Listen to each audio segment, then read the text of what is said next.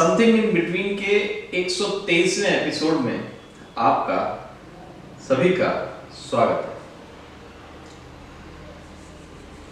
किसान आंदोलन के तीखे स्वरूप में बदलते ही लगातार एक सवाल फिजा में तैर रहा है।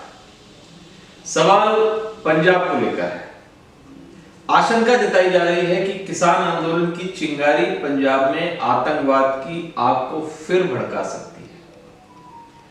इन आशंकाओं को तब और बल मिला जब गुरुवार को गृह मंत्री अमित शाह और पंजाब के मुख्यमंत्री कैप्टन अमरिंदर सिंह की मुलाकात हुई। इस मुलाकात में कैप्टन ने स्पष्ट तौर पर कहा कि इस आंदोलन के कारण राष्ट्रीय सुरक्षा को खतरा पैदा हो सकता है।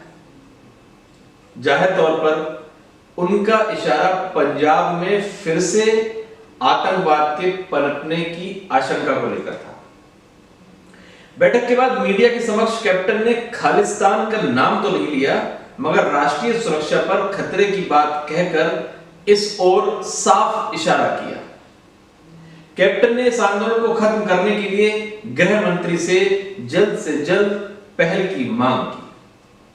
सवाल है कि क्या वाकई इस आंदोलन के कारण पंजाब एक बार फिर से आतंकवाद की आग में जल सकता है? जाहिर तौर पर नए कृषि कानूनों से पंजाब के किसान हताश, निराश और बेहद नाराज हैं। उनमें यह भावना धीरे धीरे घर कर रही है कि केंद्र सरकार उनकी खेती किसानी को चौपट करने पर आमदा है। नए कानूनों के खिलाफ लगातार 3 महीने तक आंदोलन के जारी रहने के बावजूद सरकार की ओर से पहल न होने के कारण किसानों के बीच इस तरह की आशंका और मजबूत हुई है। रही सही कसर मुख्य धारा की मीडिया और सोशल मीडिया ने आंदोलन और किसानों पर निशाना साधकर पूरी कर दी। मुख्यधारा की मीडिया ने किसानों की समस्याओं, उनकी मांगों को तवज्जो देने की जगह आंदोलन को बदनाम करने की मुहिम चलाई। कई टीवी मीडिया में आंदोलन के पीछे खालिस्तानियों का हाथ बताया गया। सोशल मीडिया पर पंजाब के किसानों पर देश भर में कैंसर फैलाने के आरोप मढ़े गए। हद तो तब हो गई जब भाजपा के आईटी सेल के मुखिया अमित मालवीय ने पंजाब के एक सिख किसान की पुलिस से पिटाई संबंधी वीडियो और फोटो में छेड़छाड़ कर यह जताने की कोशिश की कि पुलिस ने कहीं बल प्रयोग ही नहीं किया। आंदोलन में शामिल एक बुजुर्ग महिला पर फिल्म अभिनेत्री कंगना रणावत ने निशाना साधा। उक्त बुजुर्ग महिला पर पैसे लेकर आंदोलन में शामिल होने के आरोप लगे।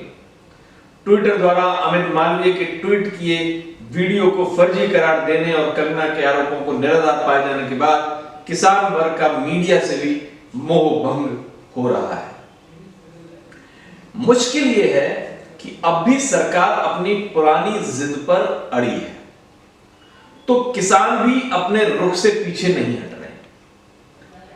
इसी बीच पंजाब के पूर्व मुख्यमंत्री प्रकाश सिंह बादल और पूर्व लोकसभा उपाध्यक्ष सुखदेव सिंह ढींडसा ने पद्म सम्मान वापस लौटा लिया। सरकार की यह जिद और इस तरह के अभियानों से पंजाब के किसानों की हताशा बढ़ रही है। आशंकित किसानों को लगता है कि उनकी कोई सुनने वाला नहीं है। पंजाब में आतंकवाद के पहले दौर की बात करें तो यह भी व्यवस्था से मोहभंग का ही परिणाम था। स्वर्ण मंदिर में आतंकवादियों के खिलाफ सैन्य कार्रवाई के बाद सिख समुदाय के बचे खुचे लोगों का भी सरकार और व्यवस्था से मोहभंग हो गया। अब किसान आंदोलन में भी राज्य का सिख समुदाय धीरे धीरे मोहभंग की स्थिति में पहुंच रहे हैं। मुश्किल यह है कि पंजाब का सबसे बड़ा वर्ग आज भी खेती किसानी पर निर्भर है। इसमें सबसे अधिक संख्या सिख समुदाय की है। वैसे भी आईएसआई और खालिस्तानी की निगाहें दशकों से पंजाब को आतंकवाद की आग में झोंकने की रही है। कनाडा सहित कुछ देशों में खालिस्तान समर्थक आतंकवादी इस दिशा में हर संभव प्रयास कर रहे हैं। कई बार इन देशों से हवाला के माध्यम से फंडिंग की सूचना भी सामने आई है। जाहिर तौर पर इस किसान आंदोलन को आईएसआई और खालिस्तानी अपने लिए एक बड़ी संभावना के रूप में देख रहे होंगे। जरूरत सरकार को इस पूरे मामले को इस दृष्टिकोण से भी देखने की जरूरत है कि सरकार कहती है कि नए कानून किसानों के हित में है, किसानों में भ्रम फैलाया गया है। सवाल उठता है कि फिर सरकार ने बीते 3-4 महीने से आंदोलन कर रहे किसानों का भ्रम क्यों दूर नहीं किया, उनकी यह आशंका दूर क्यों नहीं की कि एमएसपी व्यवस्था जारी रहेगी। सरकार क्यों किसान आंदोलन को हल्के में लेती रही। दूसरी ओर किसान संगठनों का कहना है कि सरकार कृषि क्षेत्र की अपनी जिम्मेदारियों को पूरी तरह से खत्म करना चाहती है। नए कानून एमएसपी और मंडियों को हमेशा से खत्म करने की दिशा में उठाया गया एक और कदम है।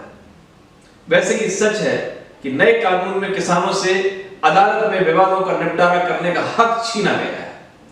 आर्थिक विशेषज्ञ पी साईनाथ कहते हैं कि नए कानून में विवाद को सुलझाने का पहला जिम्मा एसडीएम को दिया गया है। एसडीएम ने अगर 1 महीने में विवाद नहीं सुलझाया तो किसानों को ट्रिब्यूनल में अपील करनी होगी।